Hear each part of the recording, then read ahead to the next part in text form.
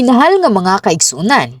Ang Roma Kapitulo 1 versikulo 20 nag-ingon, kay sukad sa pagabuhat sa kalibutan ang iyang dili makita nga mga kinaiya, ang iyang walay katapusan nga gahom ug pagka-Dios, nakita sa tin-aw, nga masabtan pinaagi sa kung unsang gibuhat, aron sila walay ikabalibad. Sumala sa nasulat sa bersikulo, adunay daghang mga katingalahan nga mga nahitabo nga nag-ila sa pagluntad sa Dios. Dili sama sa mga mananap ang Dios naghatag sa mga tao ug katakos sa pagunahuna ug pagsabot. Kung ang mga tao adunay bisan gamay nga pagkamaayo, ilang makita ang buhi nga Dios ug ang iyang mga buhat pinaagi sa probidensya sa kinaiyahan ug makaamgo sa katingalahang grasya sa Dios. Busa, walay bisan kinsa sa adlaw sa paghukom ang makahimong mga pasangil sa ilang pagkawalay pagtuo kay sila wala makaila sa Dios. Ang pasahi karong adlaw ang Juan Kapitulo 12 versikulo 24, gigamit ni Jesus ang ordinaryo nga probidensya sa kinayahan isip usa ka sambingay sa pagtudlo sa lawom ug misteryosong kamatuoran sa Dios. Ang praise sa mga pulong kang usa ka lugas sa trigo magpabilin nga usa ra gayud ka lugas gawas kung kini ipugas sa yuta ug mamatay. Kung kini mamatay mamunga kining daghan. Kabahin sa mga balaod sa pagtikad nga nailhan og giila sa mga mag-uuma ug niadtong walay kasinatian sa pagpanguma, apan kini nga mensahe adunay usa ka importante nga espirituhanong kahulugan. Usa ka lugas sa trigo nagpasabot nga si Jesus mismo. Nagpasabot kini kang Jesus nga mianhin niining yutaa aron tinuod nga mamatay ug mamunga og daghan. Ug sama kang Jesus makapamunga usab kita og daghan kung mamatay kita sumala sa kabubuton sa Dios uban sa kamatuoran. Hinaot nga kining mga mensahe mahimong kinabuhi ug gahom aron kitang tanan makapamunga og daghan ug mahimong mga santos nga makahatag og dakong kalipay sa Dios. Minahal nga mga kaigsunan, atong tan-awon ang proseso sa pagtubo. Di nang usa ka lugas sa trigo mamatay aron mamunga og daghan. Aron moturok ang usa ka liso, nagkinahanglan kini og tukmang gidaghanon sa tubig, temperatura ug hangin. Kung kini nga mga kondisyon matuman, usa ka pagbag-o ang mahitabo sa sulod sa liso. Ang liso nagsugod sa pagtubo ug ang mga gamot nagsugod sa pagtubo nga nagpakita sa mga timailhan sa kinabuhi. Apan ang importante nga hinumduman mao nga aron ang usa ka liso moturok o mogamot, kini kinahanglan nga mamatay sa iyang kagalingon. Ang mga liso adunay pagkaon. Human moturok og mogamot ang usa ka liso, mukuha kini og sustansya gikan sa yuta. Sa wala pa kini motubo ang usa ka liso adunay igong pagkaon aron mapakaon og motubo ang unang parisan sa mga dahon. Busa, aron ang usa ka liso molihok ingong pagkaon, kini kinahanglang mamatay og mawala ang orihinal nga niini nga porma. Apan dili lang kana. Ingon nga ang bag-ong kinabuhi gilalang gikan sa pagkamatay sa liso, kini makapamunga og daghang bunga. Bisan todo sa kapamilyar ang natural nga paghatag, kini usab usa ka misteryosong proseso. Sa usa ka pagtan-aw, ang mga liso murag natulog ug walay kinabuhi. Apan sulod sa usa ka angay nga palibot, ang kinabuhi magsugod alang sa liso. Samtang kini mamatay sa iyang kaugalingon, ang usa ka bag-ong kinabuhi kay motubo ug mamunga og daghang bunga. Mabati nato ang kabalaan sa Dios pinaagi niini nga proseso. Kini nga prinsipyo naglangkit usab sa atong pagtuo. Apan kung ang usa ka liso mo dumili nga mamatay siyang kaugalingon bisag anaa sa angay nga mga kondisyon alang sa pagturok, unsay mahitabo sa mga resulta. Ingon sa nahisulat, kung dili kini mamatay, kini magpabilin nga naginusara. Nga nagpasabot nga ang usa ka liso dili makagamot o makatubo ngadto sa usa ka tanom. Sa katapusan, dili kini makapamunga. Kung ang usa ka dahon moturok apan ang liso dili hingpit nga mamatay, kini kulang sa sustansya aron motubo sa husto ug sa katapusan kay mamatay.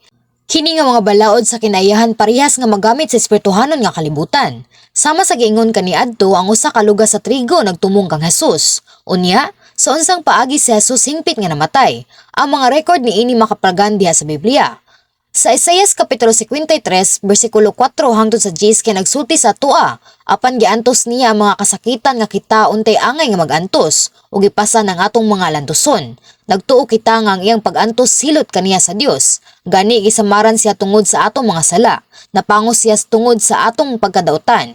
Giantos niya ang kastigo nga mao'y nakaluwas kanato ug pinaagi sa iyang mga labod na nga ayo kita. Kitang tanan sama sa mga karnero nga nasalaag ug wala mo subay sa hustong dalan. Apan siya gidakdakan sa Ginoo sa tanantang kasalanan. Bisag gidaog-daog siya og gipaantos pag-ayo nagpakahilom lamang siya. Sama sa nating karnero nga gidala ngadto sa ihawan ug sama sa karnero atubangan sa mualot kaniya. Wala gyud siya timik. Gidala siya sa hinikawan, sa hustisya ug walay nanumbaling sa iyang kagidangatan. Gihunusan siya sa iyang kinabuhi tungod sa kalapasan sa akong katawhan. Giandaman siyag lubnganan tipon sa mga kriminal. Gilubong siya uban sa usa ka dato bisag wala siya makabuhat og daotan ug makasultig bakak. Ang Ginoo nag-ingon mo'y akong kabubuton ang pagpaantos ug pagsakit kaniya. Sa dihang gihimo niya ang iyang kagalingon ingon nga halad alang sa sala, makita niya ang iyang mga kaliwat ug makabaton siyag taas nga kinabuhi ug pinaagi kaniya matuman ang ubang plano. Sumala sa naisulat sa mga bersikulo, si Jesus nag-antos sa hilabihan nga pagdaog-daog, bisan pa nga walay bisan unsa nga sala. Sama sa usa ka hilom nga karnero siya wala mobuka sa iyang baba.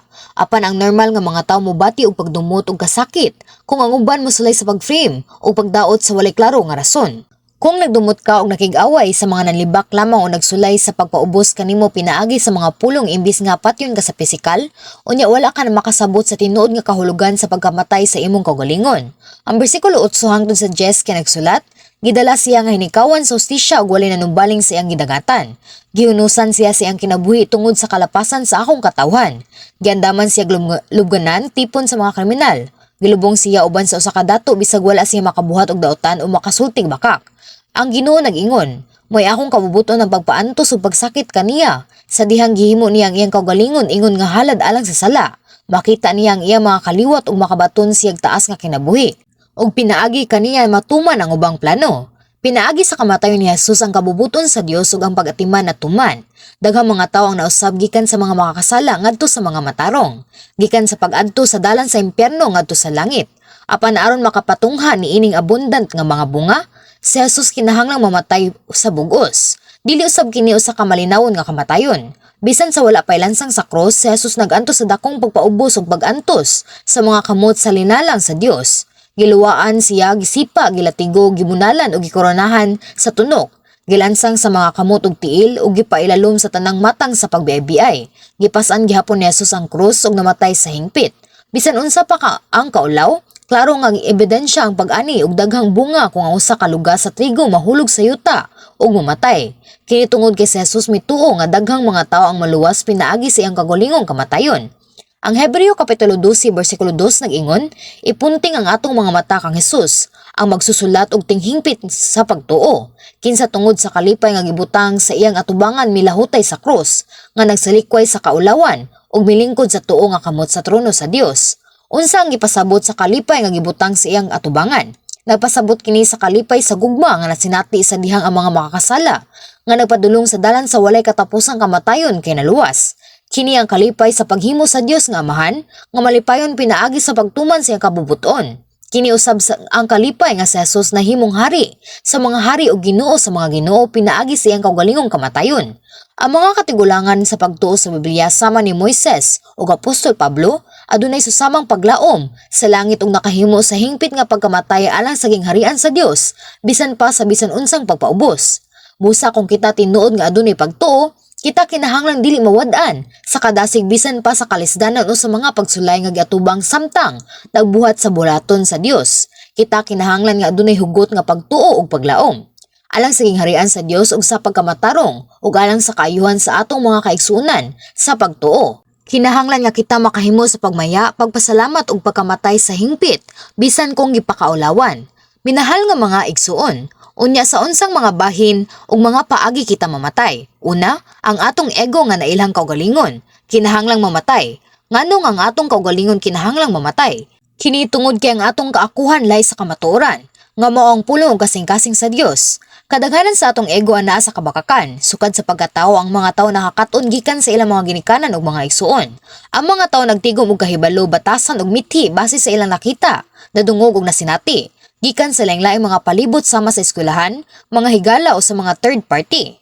Ang kahibalo, batasan ug mga mithi nga natipon na porma sa ego o sa kaugalingon.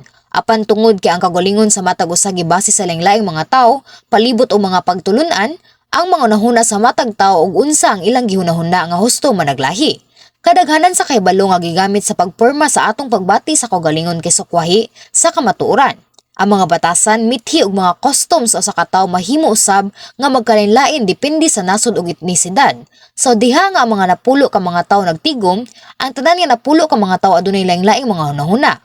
Bisan kung sila adunay parehas nga mga hunahuna, magbag-o sila kung dili kini makabenepisyo sa ilaha. Busa, Importante nga dili ipugos nga husto ang imong mga opinyon ug ang imong kaugalingon. Mahimong magunahon na nga ikaw edukado apan ang uban mahimong musupak ni ana ug adunay maayong rason sa pagtuo niini bisan pa nga wala nimo kini masabti sa imong paglantaw. Sa wala pa kita mahibalo sa kamatuoran lisod alang kanato. Ang pagsabot sa uban mo nga kita daling muhukom, makiglalis ug magdumot. Kini tungod kay nabuhi kami nga wala mamatay. Atong makita nga kadaghanan sa kahibalo ug mga hunahuna nga nakatunan sa kalibutan sayop kung itandi sa tinuod nga kamatuoran nga mao ang pulong sa Dios. Ang pulong lamang sa Dios mao ang walay katapusan ug dili mausab nga kamatuoran. Busa, sa unsang paagi mamatay ang atong kaugalingon. Kinahanglan makig-away kita batok sa sala nga naa kanato. Kung kita nagpuyo sa kalibutan apan nakighimamat sa Dios ug midawat ni Hesukristo, ang kamatuoran nga atong nadungog na nuktok sulod kanato. Kung mas abilihan nato ang atong kasing-kasing mas mutungha ang kamatuoran. Dinhi, pagsugod ang pakig-away batok sa sala. Kini tungod kay ang kamatuoran nga mao ang pulong sa Dios ug ang lugar nga nag-umol sa atong kaugalingon nagbangga. Apan kung ikaw adunay pagtuo, mahimo nimong ipanghimakak ang imong kaugalingon ingon nga nagtuo ka sa mga pulong sa Dios husto kaysa sa imong mga hunahuna ug mga teorya. Kini mahitungod sa pagsunod ug paglihok sumala sa kamatuoran, dili sumala sa mga pagbati ug mga hunahuna. Human mahimamat ang Dios ug mabasa ang Biblia, kini nag-ingon nga higugmaon bisan ang atong mga kaaway. Bisan og ang mga pulong sukwahi sa sitwasyon, magampo ka lang og mosunod. Mao kinang gipasabot sa kamatayon. Kung atong makita nga ang atong mga nahuna, mga teorya o mga buhat sukwahi sa pulong sa Dios, nga mao ang kamatuoran, kinahanglan natong dawaton dayon nga kita nasayop. Kinahanglan usab nga kita makig-away aron mawala ang atong kaugalingon sa kung unsa ang sayop ug mabag-o sa kamatuoran. Ang Hebreo Kapitulo 12 versikulo 4 nag-ingon, wala pa kamo makasukol hangtod sa punto sa pag-ula og dugo sa inyong pagpakigbisok batok sa sala. Kung kita makig-away batok sa sala, kita kinahanglan nga makig-away og maayo. Ang bersikulo nagpakita kanato sa level sa kabangi sa pagpakig-away batok sa pagwagtang sa mga pakak sa atong kasing-kasing. Ang pagdili tinuod sa kasing-kasing dili matantang pinaagi lang sa paginusol. Nagkinahanglan kini og singhot ug mainit nga paghilak ug sa pagampo. Sa diha nga ikaw makig-away uban sa dakong paningkamot batok sa sala, ang Dios magpadala sa grasya ug usa ka bautismo sa kalayo aron sa pagsunog sa mga kasala nga mga kinaiya aron ikaw makabaton sa kusog sa pagbiya sa sala. Uban sa tabang sa balang espiritu mahimo nimong tantangon ang imong kaugalingon sa mga makakasala nga kinaiya sa sulod ug magsugod nga mahisama sa kasing-kasing sa Ginoo. Kung labi nga masunog ang makakasala nga kinaiya inubanan sa lawas, labi ka nga mahimong espirituhanon nga tao kaysa sa usa ka tawhanon nga tao. Ang Roma Kapitulo 8 versikulo 13 nagsulti kanato, kay kung kamo magkinabuhi sumala sa unod, kamo kinahanglang mamatay. Apan kung minaagi sa espiritu inyong gipamatay ang mga buhat sa lawas, kamo mabuhi. Mao ni ang gipasabot sa kaugalingon nga mamatay. Adunay mga yugto nga ang kaugalingon mamatay. Ang unang ang-ang sa pagtuo sa pagdawat sa Ginoo mao ang pagpaminaw sa pulong ug ang pagwaningkamot sa pagwagtang sa mga pagduduha mahitungod sa dili katuuhan nga mga pulong, mga katingalahan ug mga timailhan sa Dios. Sa ikaduha nga ang-ang sa pagtuo, importante nga madiskubrihan ang mga buhat sa unod nga supak sa pulong sa Dios ug isalikway kani. Sa ikatulong yugto sa pagtuo, kung mas madiskurbihan nimo ang mga buhat sa unod ug maningkamot pag-ayo sa paglabay niini, mas mamatay ang imong ego or kaugalingon. Unya magsugod ka nga mahisama sa dagoy sa Dios. Apan sa kadaghanan nga nagbarog sa ibabaw sa bato sa pagtuo nagkinabuhi sumala sa pulong sa Dios, busa lisod ang pagdiskubre sa kaugalingon nga naa gihapon sa sulod. Kini ang pagkamatarong sa kaugalingon ug gambalay nga giporma sa kamatuoran, imbis sa kabakakan. Apan, sa dihang ang usa ka lugas sa trigo mamatay, ang sulod sa sulod kay maghatag og sustansya ug ang panit kay madunot, nga walay mabilin nga porma. Sa susama, importante ang mga sulod nga nagporma sa kaugalingon ug ang mga gambalay sa pagkamatarong sa kaugalingon ug pagkamaayo kay matantang. Human sa pagdawat sa Ginoo makaingon kita nga nahimo na kitang bag-ong mga binuhat nga nagsalikway sa daan nga mga batasan. Ang ikaduhang Korinto Kapitulo 5 versikulo 17 nagsulti kanato, busa kung ang bisan kinsa anaa kang Kristo, siya bag-ong binuhat. Ang daan nga mga butang nangagi na, tan-awa ang bag-ong mga butang miabot na. Ang pagkamatarong sa kaugalingon ug ang mga gambalay mo'y daan nga mga kinaiyagikan sa kalibutan nga nag-umol kanato. Busa kung atong dawaton si Jesus ingong atong manuluwas, kinahanglan usbo nato ang atong kaugalingon ngadto sa kamatuoran pinaagi sa pagpaminaw sa pulong sa Dios. Importante nga ilhon nga dili tanan nga atong gisulti husto. Ang uban mahimong husto ug ang uban mahimong sayop. Tungod kay ang pulong lamang sa Dios ang kamatuoran, ang atong kaakuhan ug mga kasinatian sa kinabuhi nga nag-umol kanato kinahanglang usbon ngadto sa kamatuoran. Kung imong ilabay ang mga lugar nga wala giklasipikar nga sala sama sa isyu sa pamatasan o kakulangan sa lawas, mahimo kang himpit nga mamatay ug mahimong usa ka persona sa Dios nga puno lamang sa Ginoo. Kung kita maminaw sa pulong sa Dios, atong madiskrubihan ang dautan ug kabakakan sa atong mga kasing-kasing.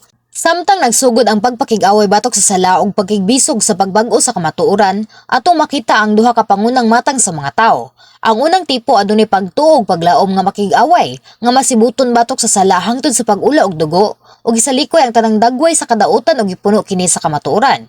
Kini usa ka masinugtanon nga tawo. Makausab ka dayon kung magunahuna ka, musulti ug mulihok basi lamang sa pulong, imbis nga ipahayag ang imong kaugalingon nga adunay mga pasangil.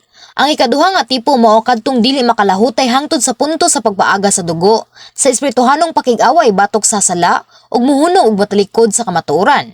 Ingon nga ang kaugalingon niini nga mga tawo dili mamatay, ang pulong sa Dios wala nahiuyon sa ilang mga nahuna ug mga teorya. Ilang gibiyaan ang kamatuoran alang sa ilang kaugalingong interes. Ang ubang mga tawo mobiya ug moingon nga ang atong simbahan sayop tungod sa pagpasiugda og mga katingalahan ug mga timailhan. Apan kini sa tinuod usa ka maayong butang alang sa mga milagro ug mga timailhan sa gahom nga makita sa bisan unsang simbahan. Ang mga katingalahan ug mga ilhanan ug gahom misunod bisan asa moadto ang Ginoo, ang mga propeta ug mga katawhan sa Dios. Dili kini rason nga mobiya. Ang ubang mga magtotoo wala mobiya ingon nga sila tin-aw nga nakakita sa mga buhat sa Dios. Apan sila dili mamatay tungod kay sila naminaw lamang imbis nga mosunod. Unya mas komportable ba ang pagpuyo uban sa daan nga mga batasan ug pangkompromiso sa kalibutan? Mas lisod tungod sa nakatunan nga kamatuoran. Sa matag higayon nga nakadungog ka sa pulong sa Dios, kini moduslak sa imong konsensya nga sadaan. Dili ka makalihok batok niini ug walay kalipay o kasibot. Parehas kini sa dili pagpakig-away batok sa sala ug pag-insist nga dili ka mamatay. Busa kung makig-away ka batok sa sala, palihog hinumdumi nga tumanon ang pulong sa Dios ug makig-away hangtod sa punto sa pagpaagas og dugo sama sa unang matang sa tawo. Kung kita mamatay kada adlaw og puno ng atong gagalingon sa kamatuoran, makadawat kita sa gugma ug pagdaig sa Dios. Pinaagi ni adtong nangamatay nga sama niini. Ang Dios makadawat sa kauban nga himaya ug nagtugot kanato sa pag-ani og daghang bunga. Minahal nga mga kaigsunan, ang Galacia Kapitulo 2 versikulo 20 nag-ingon, gilansang ako sa krus uban ni Kristo ug dili na ako ang nabuhi, kundi si Kristo ang nabuhi kanako. Ug ang kinabuhi nga akong gikinabuhi karon diha sa unod gikinabuhi ko pinaagi sa pagtuo sa anak sa Dios, kinsa nahigugma kanako ug mitugyan sa iyang kaugalingon alang kanako. Pinaagi kay Apostol Pablo makita nato kung unsa kadaghan nga ang mga bunga nga madala sa isa ka namatay nga bug-os nga nagkinabuhi lamang pinaagi sa pagtuo. Busa, unsa ka kadaghan nga namatay ug unsa ka kadaghan ang imong gipamunga. Kung mas daghan ka mga beses ka namatay, mas daghan ang imong gipamunga. Kadtong nagpatay sa ilang unod uban sa espiritu makasulod unta sa espiritu ug tibuok espiritu samtang ang ilang mga kalag kay mouswag. Samtang naguswag ang kalag, natural nga ang tanan mamaayo ra ug mabulahan sila sa maayong kahimsog. Hinaot mapaubsanon nimong susihon ang imong kaugalingon. Unsa nakakadaghan sa usa ka himatyon nga lugas sa trigo? O nagpabilin ka ba sa usa ka gahi nga lugas sa trigo nga dili nimo gusto nga mamatay? Kinahanglan nimong hunahon-naon ang imong kaugalingon. Kung ikaw tinuod nga adunay paglaom sa langit o gusto nga makabot ang usa ka labi nga kamatahom nga langit, imong gub-on ang unod ug pagkamatarong sa kaugalingon ug ang mga gambalay sa sulod. Unya, mataw ka o pag-usab isip espiritu. Busa ayaw pagpanuko sa pagpakamatay ni ining matang sa kamatayon. Ang ikaduhang Timoteo Kapitulo 2 versikulo 11 nag-ingon, kini usa ka kasaligan nga pahayag. Kay kung kita namatay uban kaniya, mabuhi usab kita uban kaniya. Ako nagampo sa ngalan sa Ginoo nga ang imong madunot nga unod mamatay sa hingpit, aron kamo mabanhaw uban sa usa ka maayo nga espirituhanon nga kasing-kasing ug makapamunga sa abunda nga matahom nga espirituhanong mga bunga. Amen.